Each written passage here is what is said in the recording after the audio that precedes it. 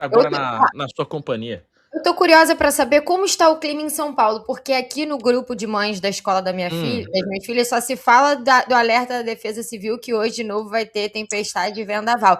Só que eu já tô meio bolada, porque na quarta-feira teve isso e não ventou uma brisa. E aí então, é, falaram: "Ah, São Paulo já chegou, não sei o quê". ontem estava ventando legal aqui.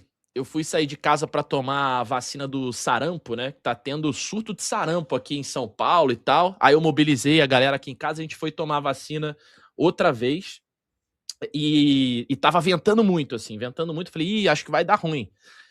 Hoje de manhã eu acordei pra live, acordei umas 6:30 da manhã e tal, e tava uma escuridão. Até falei com o Piero aqui na nossa reunião de pauta pré-programa, falei: "Cara, hoje eu tenho que ir pra TV gravar 2 de 0 a 10". Falei: "Acho que eu vou pegar aquela tempestade e tal, São Paulo tá escuro".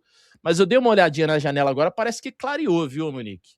É, Parece aqui que a também. situação tá melhor aqui em São Paulo, tá. Então é agora eu fico mais tranquila. Se aí tá sol, ainda não vai é chegar a Torcer para um tempestade. final de semana de tempo aberto aqui. Vamos ver se Aí. teremos essa. Por falar em tempo aberto, O Monique, Flamengo também está torcendo para um fim de semana de tempo aberto, amigo. torcedor do Flamengo também está torcendo para um tempo aberto, sobretudo vindo daquela frente fria lá da Rússia, né? Nessa negociação com o Zenit aí pelo Luiz Henrique. Como é que tá a parada, ô Monique? Parece que o Zenit está querendo a grana à vista da multa, ou pelo menos boa parte dessa grana à vista, está endurecendo a negociação aí com o Flamengo. Quais são as informações? Pois é, e foi um pouco do que a gente falou aqui no início da semana, né? Quando a gente ainda falava de Almada, que agora parece muito, muito distante, aí prestes a ser anunciado oficialmente pelo River Plate. Nesse meio do caminho, o Flamengo voltou o foco para o Luiz Henrique, mas em todas as minhas participações aqui, seja com você, seja no de Placa, eu sempre falei: Uhum. negociar com o Zenit nunca é fácil. Tanto que nos tempos de Landim e Marcos Braz, nós vimos várias novelas em várias janelas de transferência para tentar contratar o Claudinho e isso nunca aconteceu. Uhum. Porque para o Zenit é sempre muito fácil quando eles vêm para levar. Eles levaram o Gerson assim. Agora, quando é para tirar de lá, é uma condição. Aí, quando você chega nessa condição, já não é exatamente essa condição. Aí sobe um pouco o valor ou muda um pouco a forma de pagamento. Então, assim, o cenário é: o Flamengo, é fato, ficou vendido, né? Porque tornou-se pública essa negociação com a Almada, a Uhum. situação virou o que virou. Então, é claro que está óbvio para todo mundo que o José Boto precisa de um grande reforço para essa janela de transferências. E aí, quando você perde de um lado, obviamente as pessoas entendem que você está disposto a esticar mais a corda do outro para que você não fique sem nada. Então, isso dificulta muito a negociação. O Flamengo voltou a carga, né? O foco para o Luiz Henrique, recebeu o ok do lado do atleta para negociar, assim como tinha recebido do Almada lá atrás. Estava disposto a chegar aos 30 milhões de euros, que a todo tempo era o que o Zenit dizia que queria. Né? O Zenit Uhum. só aceitava receber menos do que isso se envolvesse um jogador. Foi o que o Botafogo tentou fazer para trazer o Luiz Henrique e envolver o Danilo na negociação. O Danilo não quis ir para o Zenit. O caso do Flamengo não. O Flamengo não envolveria nenhum jogador, o Flamengo chegaria nos 30 milhões de euros, com mais 5 milhões variáveis ali de bônus, então podendo chegar a 35 milhões de euros. E aí parecia que tudo ia andar muito rápido ali. Hoje é sexta, né? É, Uhum. terça para quarta-feira, parecia que tudo ia andar muito rápido, de quarta para quinta, na verdade. Só que não é bem assim, né? Então, aquilo que parecia que o Flamengo já tinha chegado no que era o ideal, agora o Zenit quer receber boa parte do valor à vista, e para o Flamengo esse era um valor que o Flamengo pretendia pagar parcelado, como pagaria o Atlético de Madrid pelo Thiago Almada, e aí é óbvio que as coisas não são tão simples quanto se imagina. Então, o cenário, que no meu ponto de vista é também caótico, é envolvendo. Assim, eu entendo que o Luiz Henrique não é um jogador somente para uma oitavas de final de Libertadores da América, que é um Uhum. jogador para o Flamengo pensar num projeto, como o Flamengo tem, né? Um grande elenco, não é para uma competição, é para brigar todo ano, enfim, é para brigar no brasileiro, mas você fazer um investimento desse numa janela e não ter esse jogador para o primeiro mata-mata, que sempre foi o objetivo desde lá de trás, e se porventura você cair nesse mata-mata, é um combo assim catastrófico, principalmente financeiramente falando, pela ausência das premiações, o Flamengo foi eliminado tão cedo na Libertadores. Então, eu até fui perguntar para entender, Otávio, porque Aham.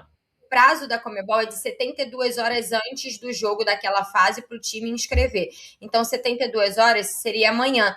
Só que tem uma questão que tem que ser até às 18 horas do último dia útil antes de jogar nesse prazo de 72 horas. Então, como as 72 horas cai num sábado, o Flamengo teria que inscrever até hoje, 6 da tarde. Então, o Flamengo vai fazer mudanças na lista de inscritos, mas mudanças por meninos da base que estavam inscritos e saíram, colocar outros. Não, o Flamengo não tem nenhum reforço para inscrever para essa fase de mata-mata. Então, agora, 10 da manhã aqui, na Rússia, confuso lá na frente, é impossível o Flamengo anunciar e ter o Luiz Henrique apto hoje para inscrever para as oitavas. Então, a gente vai ver um Cruzeiro indo com 6 novidades, né? Tudo bem que o Gabriel Peck acabou se machucando, mas 6 novidades, né, de contratações nessa lista para as oitavas e o Flamengo sem nenhuma. Então, assim, é um cenário complicado. Se fala que o Luiz Henrique vai chegar para ganhar o maior salário do elenco. Isso é amplamente debatido no ambiente Flamengo, seja de imprensa, de, né, canais que cobrem o clube internamente, né, das loucuras que acabam sendo feitas quando a janela de transferência se desenha dessa maneira, né? Eu acho que esse desenho que você trouxe é o que preocupa o torcedor do Flamengo. Primeiro, para uma fase decisiva de Libertadores, ou seja, vai chegar para as oitavas de final. A janela abriu no dia 20 de julho, né? Então já tem um tempo que a janela está aberta, muito time já estava com o jogador engatilhado, às vezes até treinando e tal, só faltando o registro ali e inscrever. Então a galera aproveitou a pausa da Copa para ir se reforçando, para ir pensando em contratações e tal. O Flamengo gastou muita energia no Almada, e no fim das contas o Almada foi para o River, e aí ficou nessa situação de tentar ali repor, tentar correr um plano B, que pode ser um plano A, mas é uma negociação difícil, e mostra um pouquinho de como o planejamento do Flamengo, se não é que esteja errado, pelo menos está falho nesse quesito, assim. É por isso que o José Boto, a diretoria do Flamengo, está sendo tão cobrada pelo torcedor nesse aspecto. E aí, nessa negociação com o Zenit, eu fico com a seguinte impressão: o Flamengo, na situação da venda do Gerson, que você lembrou aqui, o Flamengo fez jogo duro, né? O Flamengo bateu o pé, que só liberava o Gerson lá com o pagamento da multa rescisória, que, se eu não me engano, era 25 milhões de euros à vista. A multa, né? Naquela negociação. Só tem que receber à vista e tal. E aí o Zenit, na época, cedeu, pagou o valor em cheio, né, sem parcela e tal, e levou o Gerson na hora. E agora o Flamengo tá do outro lado da mesa, né? E aí o Zenit também quer receber à vista, ou perto disso, né? Algo em torno de 30 milhões, que pode chegar a 35, com metas e tal. Ou seja, o Zenit tá devolvendo na mesma moeda, né? É muito complexo, né, Otávio? Porque, assim, a gente voltando mais no tempo, quando o Boto foi contratado, por ele ser um cara de scout, né, muito experiente nessa área, se esperava muito que o Flamengo ia conseguir. Obviamente, o Flamengo, com o patamar de elenco que tem, de investimento que tem, todo mundo vai esperar sempre grandes nomes, e isso é natural. Mas um elenco não se faz só de estrelas, né? Você precisa de peças para compor o elenco.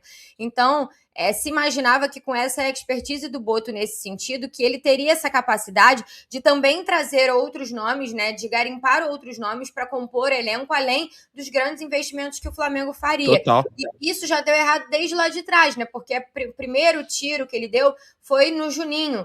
E o Juninho claramente não deu certo, assim, virou um motivo de piada no Flamengo, que depois até, né, a gente tem que reconhecer, o Flamengo conseguiu vender pelo mesmo que comprou, e aí ficou elas por elas. Mas depois vocês vão lembrar, na janela de transferências ali do pós-Super Mundial de Clubes, ano passado, que foi também um caos no Flamengo, que tinha já essa polêmica do Gerson saindo, aí veio a confusão com o Pedro, e junto com isso aquela história do Mickey, que foi tanta crise que quando se pensou no Mickey, já não tinha mais Mickey, porque a torcida caiu em cima com essa história. Então, assim, eu acho que é isso, é o que você falou, muitos times ficaram ali, né, já se organizando para se reforçar, e para quando a janela abrisse já ter alguns nomes engatilhados. Assim, é óbvio que o torcedor do Flamengo quer um Almada, quer um Luiz Henrique, quer um Paquetá, queria um Caio Jorge, mas o torcedor do Flamengo, ele também quer. Eu vi muita gente falando, o Cruzeiro pegou o Wesley, ex-Corinthians e tal, por que o Flamengo não consegue trazer jogadores Eu entendo que tem os dois lados, né? Que o torcedor quer isso, mas também, às vezes, quando anuncia um nome de outra prateleira, fala, não, mas, pô, tava esperando o Almada. Eu entendo que é muito complexo lidar com a grande nação rubro-negra, mas é isso. Eu acho que é o equilíbrio que o Flamengo não conseguiu ainda encontrar. É toda a janela fazendo um investimento pesadíssimo, sem conseguir trazer, né? Trouxe o Vitão, que obviamente aí foi um investimento alto também, mas é um jogador que era de futebol brasileiro, mas o Flamengo tem essa dificuldade e acaba ficando muito refém dessas situações e agora mais uma vez, né? Fato, o Flamengo vai para essas oitavas sem reforços, mas antes, Otávio, a gente tem que falar aqui. Domingo, o Flamengo tem um jogo importantíssimo. Flamengo e Vitória, Dia dos Pais no Maracanã. O Vitória do Jair Ventura, a gente tem que aplaudir de pé o que vem fazendo Vitória.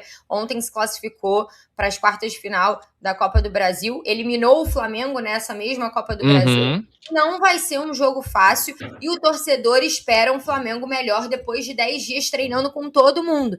Então, verdade. Assim, antes de se pensar na quarta-feira, a gente não faz ideia do furacão que pode passar se o Flamengo não vencer o Vitória no domingo no Maracanã. Então, assim, para além da janela de transferências, essa é uma situação importantíssima no domingo, que eu acho que pode dizer muito sobre o futuro do Flamengo na temporada, porque não só de perseguir o Palmeiras, como também de futuro de comissão técnica, Total.